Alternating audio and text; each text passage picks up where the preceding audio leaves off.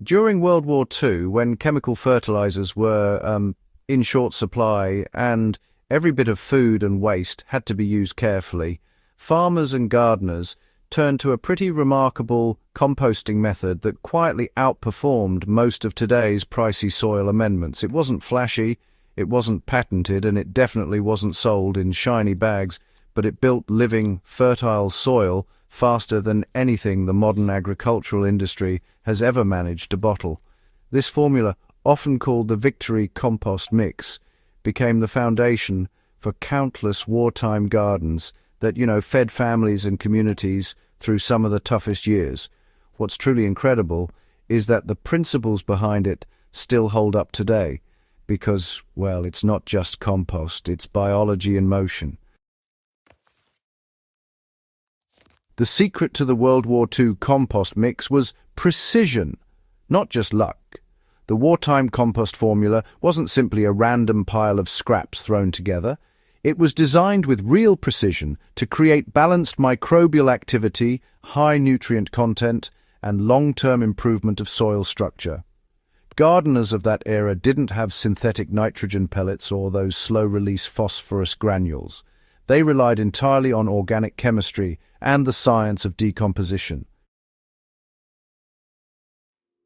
The base of the formula used what they called the three-layer system.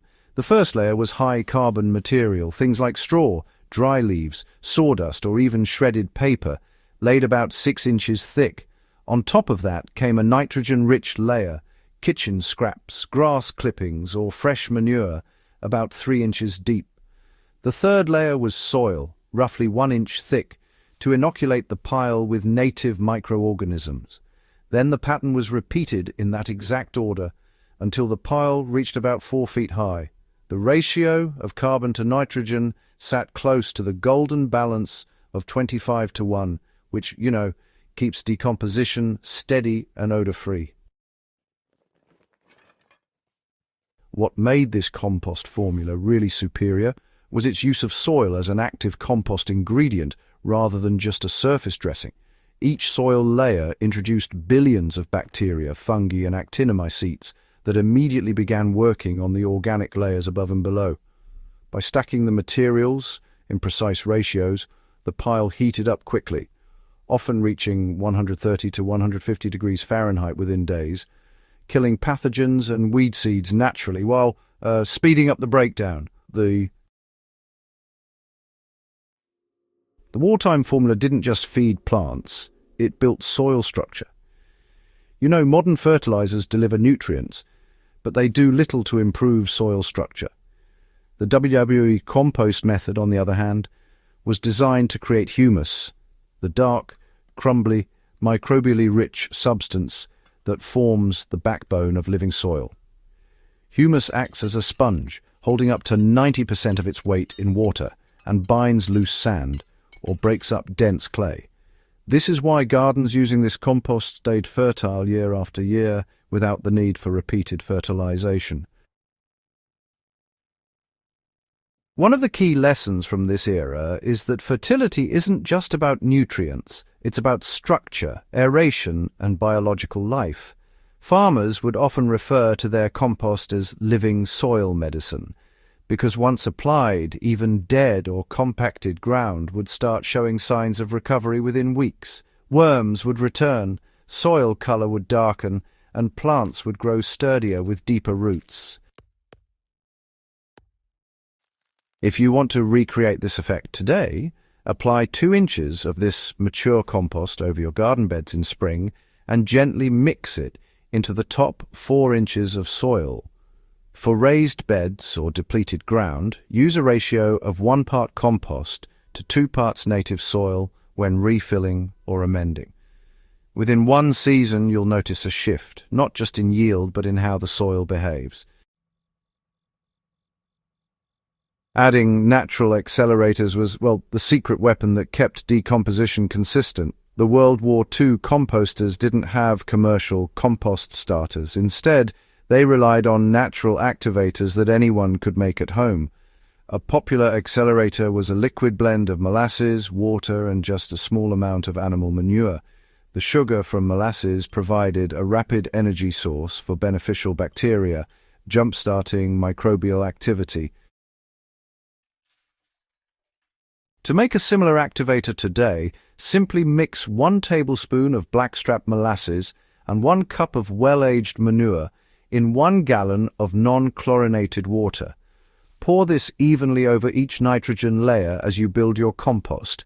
It's honestly a simple addition, but it brings results fast. The pile heats up evenly, and the end compost develops a sweet, earthy smell rather than the sour odor of imbalance.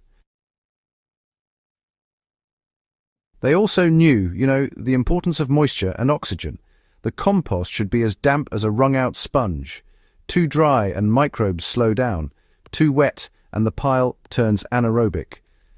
Turning the pile every 2 to 3 weeks was the standard wartime schedule, ensuring airflow and uniform decomposition.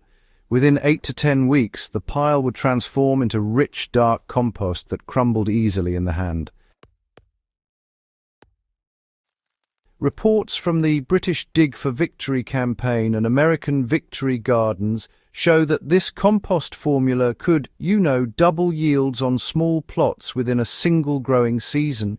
Even crops that are notorious for nutrient demands like tomatoes, cabbages and potatoes thrived with no additional fertilizer. Farmers also noted that compost-fed soils resisted drought better and showed fewer pest issues because, healthier soil biology leads to stronger, more resilient plants. One fascinating note from wartime manuals is that compost-fed gardens produced food that stored longer. Root vegetables grown in humus-rich soil had thicker skins and better texture, while leafy greens showed slower wilting rates. Today we'd call that increased nutrient density, but back then it was just called good soil health. To adapt this method for today's home garden, you don't need fancy bins or store-bought inputs. Start by choosing a shaded area where the compost can retain moisture. Build your layers using the same formula: 6 inches of carbon materials, 3 inches of nitrogen, 1 inch of soil, and repeat. Keep the pile between 3 and 4 feet high and 3 feet wide for proper aeration and heat retention. If your local materials vary, you might need to adjust the ratios slightly. For example, if you use sawdust, which is very high in carbon, just reduce its portion to about 4 inches and increase your nitrogen materials a little bit. Always finish your pile with a soil cap. This helps seal in moisture and protects it from pests. After the first month, go ahead and turn the pile. Then relayer any undecomposed material right back into the center. Once the compost cools to ambient temperature and smells, earthy, it's ready to use.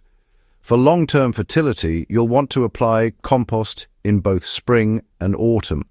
One application to feed your growing plants and another to nourish the soil itself. After, say, 2 or 3 years, you'll notice your soil doesn't crust or compact the way it used to. Water will infiltrate faster, roots will grow deeper, and, honestly, weeds become so much easier to control.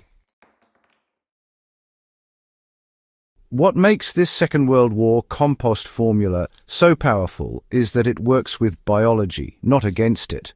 While modern agriculture often leans on instant nutrition, the old methods focused on building entire ecosystems underground. They understood that soil is a living community, and when you feed that community properly, it really does feed everything above it. So, if you're tired of buying fertilizers that promise results but leave your soil lifeless, why not give this forgotten formula a real test? It costs almost nothing to make, scales from a backyard bin right up to a full-acre system, and produces results that chemical shortcuts just can't match. The proof isn't in marketing, it's in the living, breathing soil beneath your feet. If you found this guide helpful, do subscribe to Soil Doctor and share this video with your fellow gardeners. Let's bring back the wisdom that built healthy soils before the fertilizer era and keep our gardens thriving the way nature always intended. alive, balanced, and endlessly fertile.